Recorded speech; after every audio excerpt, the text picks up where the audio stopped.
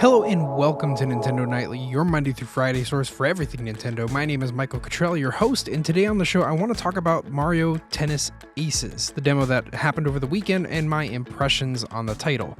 If you want to hear the latest in Nintendo news, impressions, and reviews, be sure to subscribe on whatever platform you find yourself watching or listening to this show on, and if you are listening to the iTunes version of this, if you leave a review, that would really help the show, so thanks. So let's talk about Mario Tennis Aces. I didn't have a whole lot of quality time with this game due to the connection problems that it was having over the weekend, but we'll get to that part later. I got the gist of it though.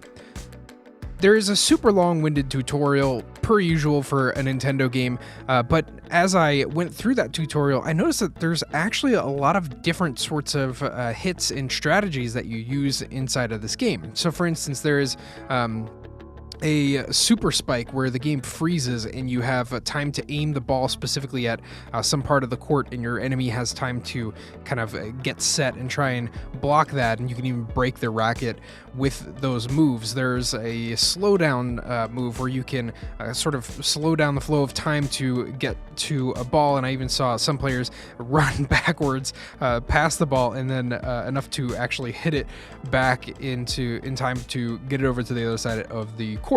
There's this somersaulting like a lunatic thing where Mario will do crazy flips in the air and be able to jump over to the other side of the court and hit the ball, and all of these function in conjunction with this stamina bar that's very similar to the one that you have in Zelda Breath of the Wild in the way that it looks and depletes over time.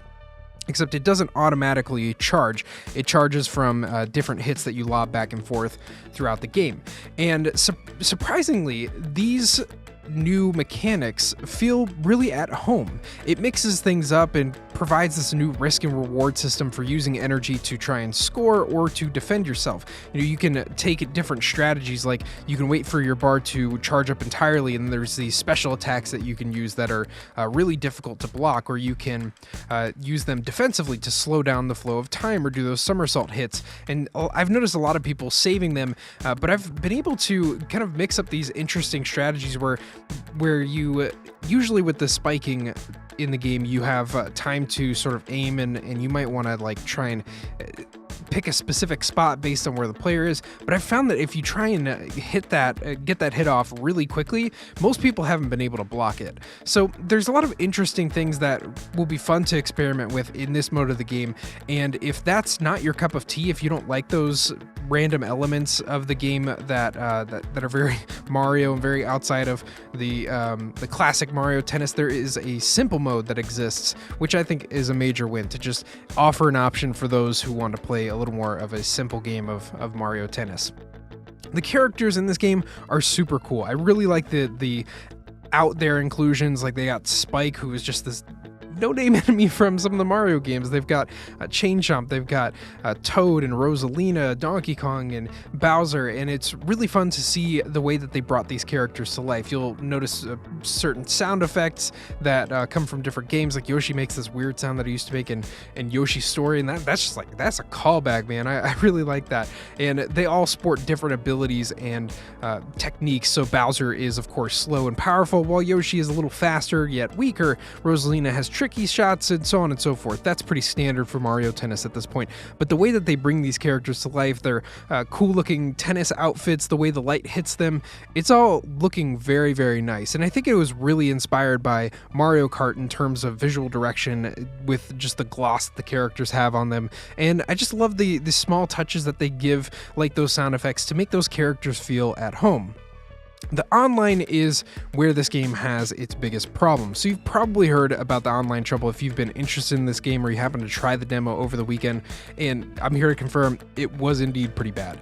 For a game like Aces, lag is absolutely killer. One mistake costs a point or a set or a match, and I would just notice a strong like 1 to 2 second delay sometimes in character movements, and sometimes in Mario Tennis you'll move one way and then start charging your racket to hit it back the other way, and when there's a bit of lag involved, your character will just walk back and forth without starting to charge the racket. And so the game is pretty much unplayable when there is that significant bit of lag in there, and it's even worse than in games like Super Smash Brothers or Mario Kart, since you have more opportunity to correct those sorts of mistakes in lag. But in a tennis match, I mean, you hit the ball or you don't.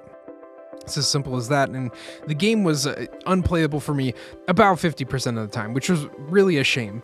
And that brings up this thought that it's a little bit scary that there's an online service coming that we're supposed to be paying for, and this is how it's been performing so far. But for the part of the purpose of these demos is to test server loads so they can scale up or down as necessary. They need to scale this boy up and maybe get the netcode working a little bit better. I don't know all the ins and outs to online games, but Nintendo's really going to have to figure that out if they want this online service to take off like they do. Subscription services are a great source of revenue for companies, and it's, honestly, something that Nintendo really needs to step up to the plate on. That being said, I really like this game. I really like this game. I'm surprised because based on the previous Nintendo Directs, it looked super bland and had these dumb Mario Party elements like doing flips and special attacks. But I think grounding all of that into this meter that you can spend or you can save makes it something that is a lot more bearable and a lot more interesting. And I like this direction that they're heading in, especially while they have that simple mode for those that don't want to play it. And maybe I'll eventually end up there, but I want to give this other stuff a shot.